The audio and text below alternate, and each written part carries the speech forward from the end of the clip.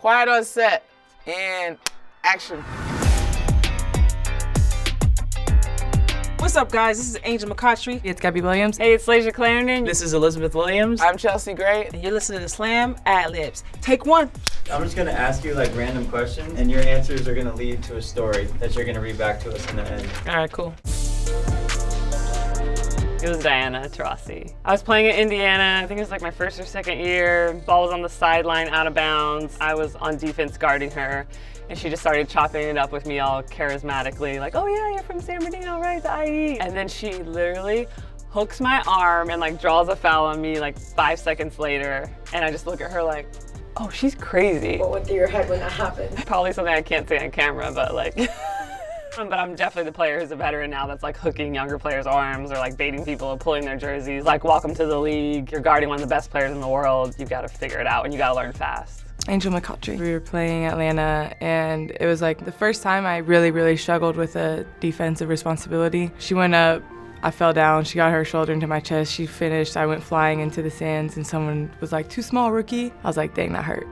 I still have that like cringy memory in my brain. How was the rest of the game? How'd you come back up? Oh no, I didn't. Angel went off that game when we lost. I was playing a home game in Connecticut. There was a loose ball on the floor, and I was like, oh, I'm athletic enough. I can get this loose ball. We were playing the Fever, and Tamika Catchings just swooped in, grabbed the ball like right in front of me. And my vet was Camille Little, and she just looked at me like, how did you not get that? Like, you gotta dive on the floor. And that's when I realized like, oh yeah, this is for real. How'd the rest of that game go? I just remember that moment, so that kind of tells you how it went. I went into the paint, and Sylvia Fowles was waiting for me right there, and I just didn't know what to do. I thought I bodied her, but she bodied me, and then I was just done. I was like, okay, I gotta figure out how to get this floater off or something. How was the rest of that game? I stayed on the outside a little bit more. Lisa Leslie, she gave me an elbow to the chest, and she made the layup. And then also somebody who's here, Tisha Pinachero. I was posting her up, and I was calling for ball, and I was like, mismatch. She's like, it ain't no mismatch, and she pulled the chair. Pulling the chair is a term where, you know, if somebody's, leaning on you, you kind of move and they fall. What goes through your mind when that moment happens? Terrified, but excited at the same time, because like, this is Lisa Leslie, this is Tisha Pinachero. These are like people I watched growing up. I'm obviously doing something right if they're mad at me. Ironically, it's Indiana. They have like 5 or 6 rookies. I came in the game off the bench and I had like 6 blocks, and I don't think a lot of them knew who I was. Like, this is year 8 in the league for me, but I think for them, they're like, oh, now I see, like, she really is a shot blocker.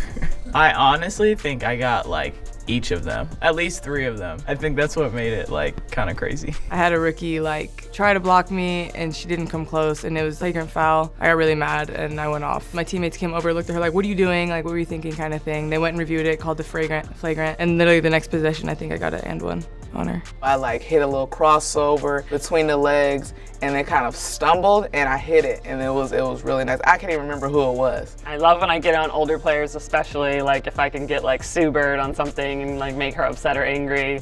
Those are like my most prideful moments. Getting the rookies is easier, you know, and it's kind of fun. It's also like a welcome to the league moment. I love being the player who can like antagonize someone else, and then they get mad and push me, and I'm like, oh, what happened? You know, like the playing innocent role. And those are kind of all the games in between the games. I was playing against Atlanta, Mati Ajavon, who's kind of a fiery type of player, and like I antagonized her. I think I just kept like bumping her, pushing her, doing little subtle things, and then I got her to draw a foul against me. Like, she straight up like pushed me and elbowed me, and it was just like I won that match. Bingo. I had to teach the kids a lot, because they be coming in. When Cash was D'ing me up real hard, she played for Seattle. I remember I said, you know what? I'm about to just get her with the same move she likes to do. I got her with the up and under, and she just flew that way. I probably got her with that like the whole game. Sometimes you get players with their own moves. Sense of pride, some sense of awe that like you're in this league, you belong in this league, you're figuring out ways to like set yourself apart even. Confidence, because it's like when you figure it out, you feel unstoppable. You feel almost like invincible. Focused. I don't think there's ever a moment where you feel like you figured it out because the league is evolving and changing so often. I was really struggling offensively at the beginning of the season, trying to adjust to a new system, new team, new role. My teammates helped me out a lot. Sue really helped me out a lot. Stewie helped me out. And I saw like Jewel, they all had so much confidence in me. Like I reached a turning point halfway through the season where I realized like what kind of player I could be in this league. Confidence. For me, confidence comes a lot from just practicing and playing well in practice, but once I was able to transfer that into games, like I got traded to Atlanta and just kind of took all of the momentum from that, I think that's when I really hit like another level of understanding what it means to be a pro. Gratitude. It was crazy, like figuring out this league is crazy. When you finally do, you're like, oh, thank you. There's so many ins and outs. The language and defensively was the biggest adjustment for sure. I'm mentoring and helping younger players and kind of helping them adjust to like the travel, the schedule, the terminology. That's when I knew that I was making strides of like becoming a vet. Our Olympic medal last year was only the second in France's history, and my first summer with the national team, and just like being able to do that for the country of my family and everything, and like it's the freaking Olympics. You have a message to the French fans watching around the world. Merci tout le monde. Pour moi, je suis vraiment honorée de jouer pour l'équipe de France et j'espère que je peux faire encore des bonnes choses pour l'équipe de France. C'est un maillot que je porte avec plein de fierté et j'ai hâte de vous retrouver en France.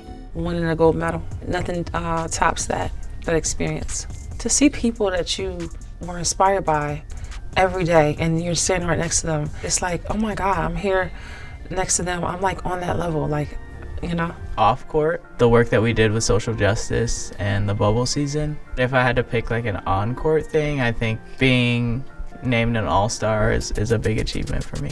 Winning an Olympic gold medal, there's only a certain amount of people that even get the opportunity, so this isn't the official like ring, but this is like my personal little thing. That moment was just crazy, and actually having the gold medal like draped around my neck, tearing up right away because I was like, wow, it really, this little kid from Bay Area, California is getting a gold medal right now.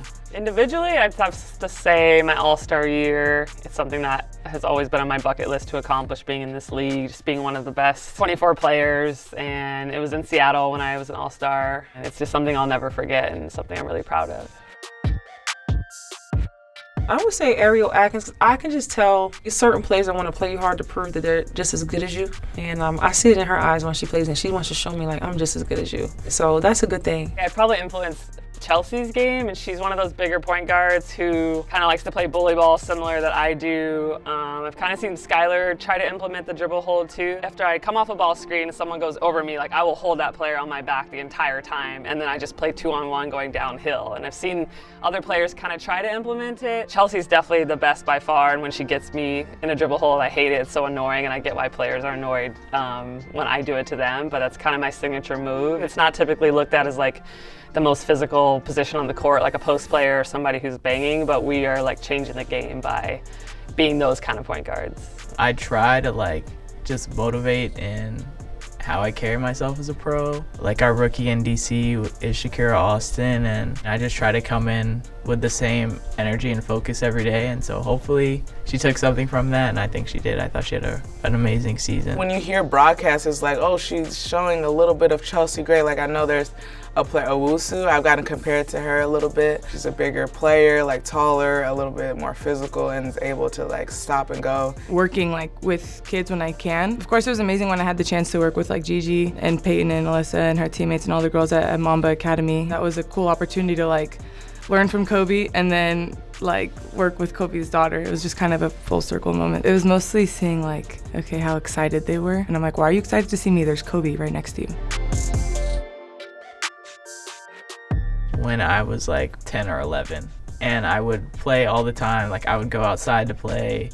I would play against boys. Like I just always wanted to be on a basketball court. And that's when I realized like, okay, this is fun for me. Like getting better is fun. Like competing is fun. I first got a basketball placed in my hand at like 4 years old, like the little basketball in the backyard, and I just raced home from school so I can go play basketball with my brothers. They were always ready to take me to the park. I played with them all the time, and so I just fell in love with just always having a rock in my hand. I first fell in love with the game at 8. I just loved to play. It was fun for me.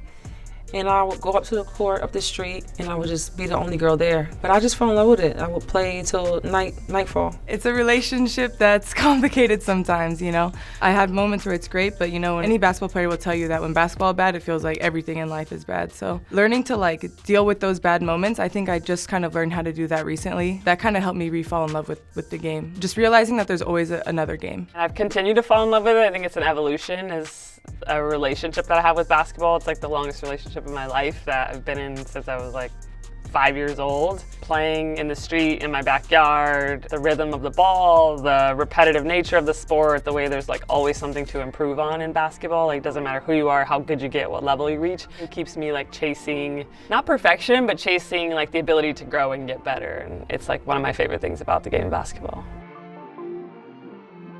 One that stuck with me that my coach told me is if basketball was easy, then everybody would do it. And that's for anybody's gift that makes you special. Even when you don't feel like it, you get up and do it anyway. That's what makes you great. No Olympian feels like training hard every day for that many amount of hours, but they do it anyway. And that's what makes you an Olympian. There's no mountain for a climber. To me, that means like every problem has a solution. Obstacles are what you make out of it.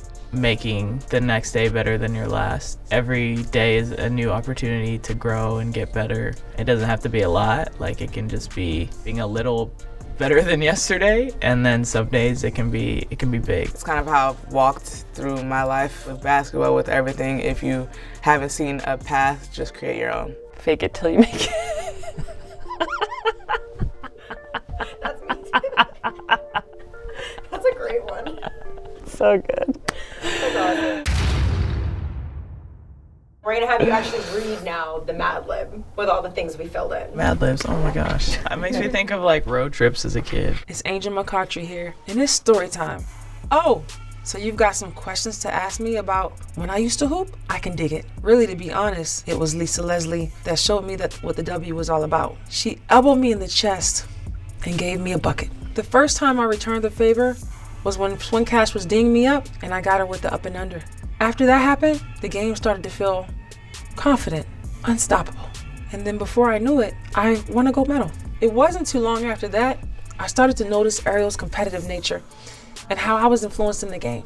It made me think about when I was 8, playing till midnight, and I was the only girl in the court. And before you know it, youngster, you'll be doing the same thing telling these stories. So remember, if basketball was easy, then everybody would do it. That was awesome. That was perfect. Yeah! Oh, so you've got some questions to ask me about when I used to hoop, huh? I can dig it. Really, to be honest, it was Diana that showed me what the W was all about. She hooked my arm, drew a foul on me after chatting me up during a dead ball. The first time I got to return the favor is when I antagonized Mati Ajavan from the Atlanta Dream and drew a foul on her. After that happened, the game started to feel more of a sense of pride and awe for me. And then before I knew it, I was an all-star in Seattle. It wasn't too long after that I started to notice Chelsea doing the dribble hold and how I was influencing the game. It made me think about when I was 5 years old, playing in the street in the backyard as a kid. And before you know it, youngster, you'll be the one telling these stories. So just fake it till you make it. Oh, so you've got some questions to ask me about when I used to hoop, huh? I can dig it. Really, to be honest, it was Angel that showed me what the W was all about. She finished a layup on me and someone yelled, "Too small, rookie." The first time I returned the favor was when a rookie tried to block me and got a flagrant instead, and I got an and one the next play. After that happened, the game started to feel focused. And before I knew it, I got an Olympic medal with France. It wasn't too long after that I started to notice how excited the girls at Mamba were to work with me and how I was influencing the game. It made me think about how I learned to deal with the bad games and re-fall in love with the game of basketball. And before you know it, youngster, you'll be the one telling these stories, so remember, there's no mountain for a climber. Awesome. Oh, so you've got some questions to ask me about when I used to hoop, huh? I can dig it. Really? To be honest, it was Tamika Catchings that showed me what the W is all about. She swooped in for a loose ball and grabbed it right from me. The first time I returned the favor was when I came off the bench and had a block on all the rookies when they didn't know who I was. After that happened, the game started to feel confident, and then before I knew it, I was named an all-star. It wasn't too long after that I started to notice Shakira Austin looking up to me and how I was influencing the game. It made me think about when I was 10 or 11 and I always wanted to be on a basketball court. And before you know it, youngster, you'll be the one telling these stories, so remember, make the next day better than your last. Awesome. Oh, so you've got some questions to ask me about when I used to hoop, huh? I can dig it. Really, to be honest, it was Sylvia Fowles that showed me what the W was all about. She was waiting for me in the paint. The first time I returned the favor was when I hit a crazy crossover, had somebody stumbling. After that happened, I started to feel gratitude. And then, before I knew it, I won an Olympic gold medal. It wasn't too long after that I started to notice broadcasters comparing Ashley Owusu to me, and that's how I knew I was influencing the game. It made me think about when I was 4 years old, playing ball with my brothers. And before you know it, youngster, you'll be the one telling these stories, so remember, if you haven't seen a path, create your own. Ooh, that was dope. Talk about it. And that was a Mad Lib That was a Mad Lib. That was a Mad Lib That was a Mad Lib That was a Mad Lib by Gabby. by Layshia. by Elizabeth. By Chelsea. by Angel. Perfect.